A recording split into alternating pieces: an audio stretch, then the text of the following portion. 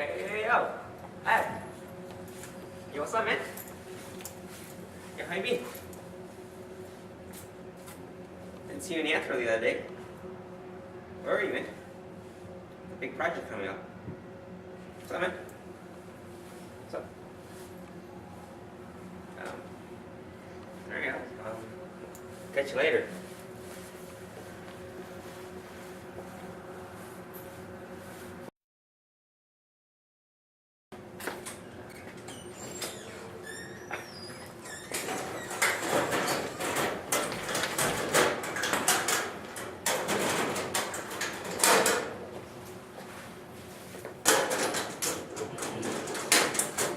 Fred.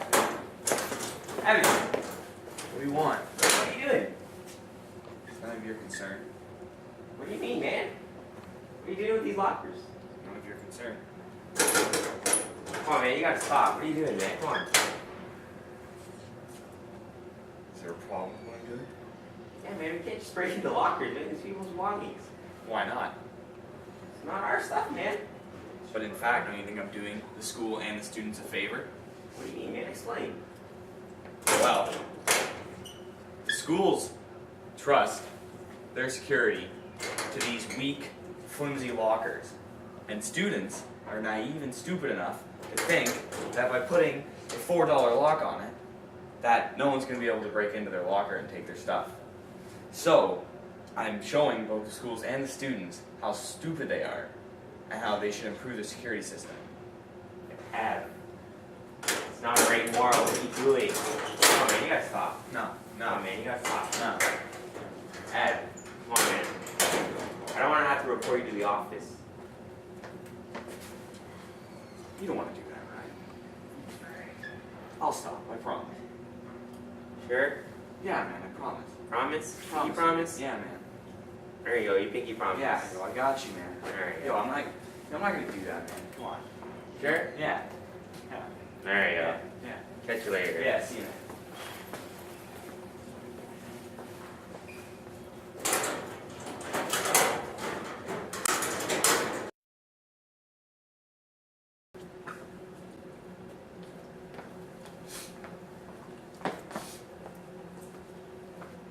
Stop crying, it's annoying.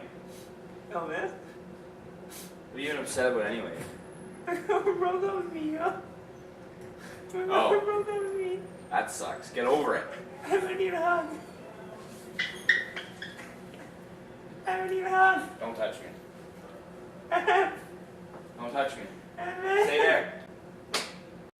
As shown in scene 1, people with antisocial personality disorder, they're all about themselves, and that's all they really care about, and they don't feel the need to talk to other people.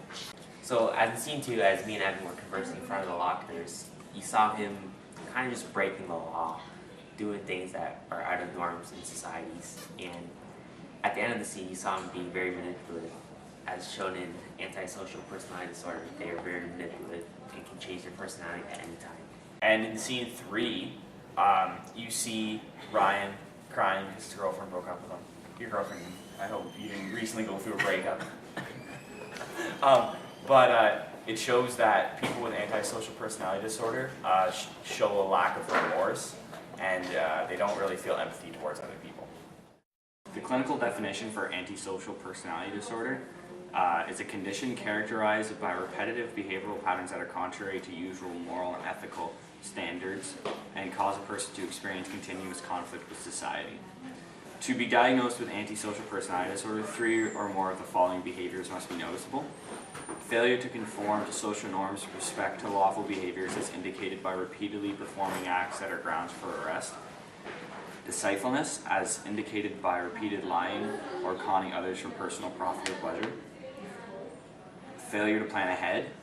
Irritability and aggressiveness as indicated by repeated physical fights or assaults. Reckless disregard for safety of others. Consistent irresponsibility as indicated by repeated failure to sustain consistent work behavior or honor financial obligations, and or a lack of remorse. Some more facts, some more symptoms about antisocial personality disorder. It's used to describe people over 18. Anyone, although the disease usually starts in your adolescence with breaking the law and such, substance abuse, stealing, running away, and vandalism. As many as 15 to 20% of prison inmates are thought to have it. People are egocentric and manipulative who have the disease, or the disorder, sorry. It tends to run in the family. They're poor planners. They ignore many financial responsibilities. They fail to learn from consequences. Most experience emotions, but at a shallow level. Suspected that people with the disorder can't look ahead or consider the consequences of their actions because that part of the brain responsible for such things is different than a person with a normal brain. Other studies have shown that areas in the brain responsible for attention span and learning acquisition might be different compared to people without the disorder. Researchers say it's probably half genetics, half environment. People who have the disorder are most likely born with the gene for it, but it's dependent on the environment as to whether that gene actually develops and you get the disorder. It's hard to treat for most people because they don't actually believe that there's anything wrong with them. But it's good to focus on teens with severe conduct at an early age. But you can use cognitive behavioral therapy. It's a technique used for the treatment of the disorder. Cognitive behavioral interventions include increasing self-control, self-critical thinking, and social perspective taking, victim awareness, anger management, changing antisocial attitudes, curing anti-drug addictions, and reducing contacts with antisocial peers, and improving interactions with no antisocial peers. It is very unlikely that cognitive therapy will be effective. The most effective tool possible is prevention. Alright, so for our antisocial personality disorder, for our case study, we're going to be focusing on a guy named Theodore Bundy.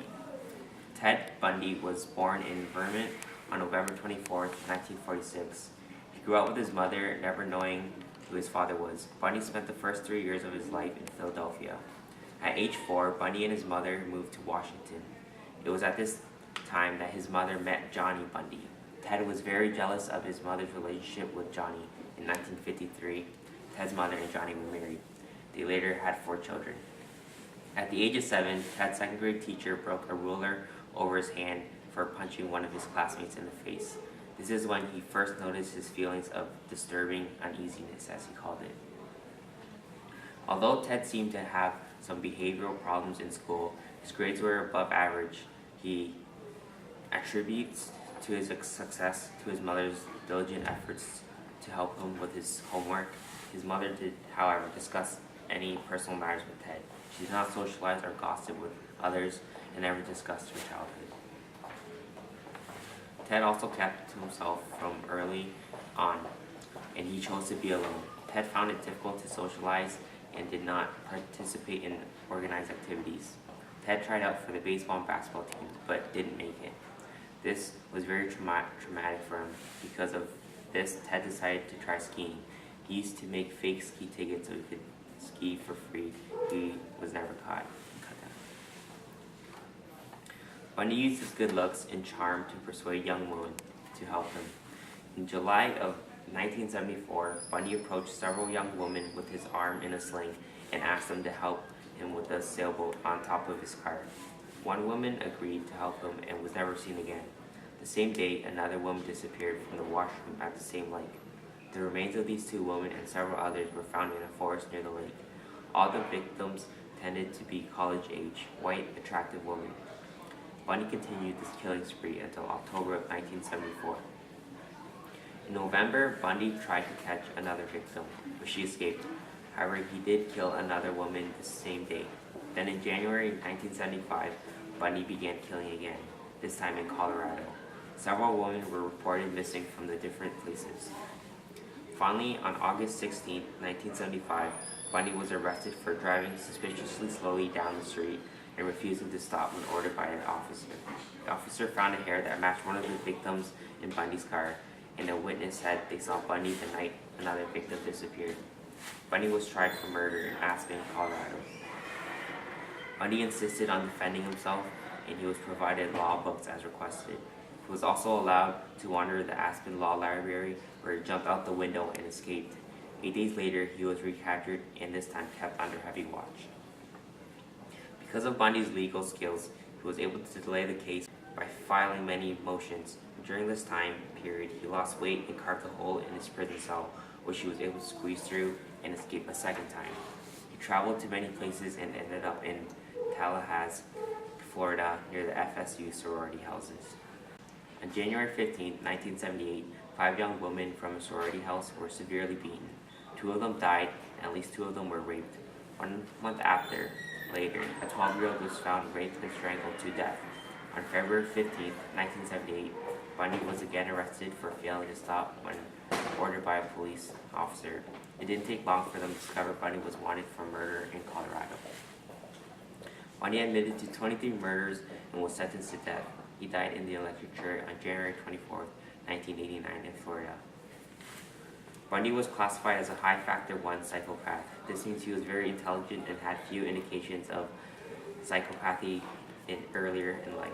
The components of a factor 1 psychopath includes a grandiose sense of self, pathological lying, cunning manipulative behaviors, lack of remorse, lack of empathy, and failure to accept responsibility.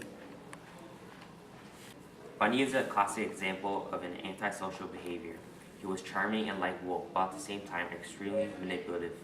He showed no feelings of remorse for any of his victims. He was also very intelligent and used this to his advantage. The problem with ASPD, especially for factor 1 psychopathy, is that it's very difficult to treat. Treatment has shown to be effective in the average criminal, however not with psychopaths, such as Bundy. There is actually a chance that psychopaths who are high factor 1 may get worse with treatment because instead of learning about themselves, they learn more about others and use that information. As with treating any personality disorder, getting the person into therapy and keeping them involved is very difficult. Most individuals, including Bundy, have no interest in changing their behavior. It is also difficult because high factor 1s are also deceitful and manipulative. It is hard to believe anything they say.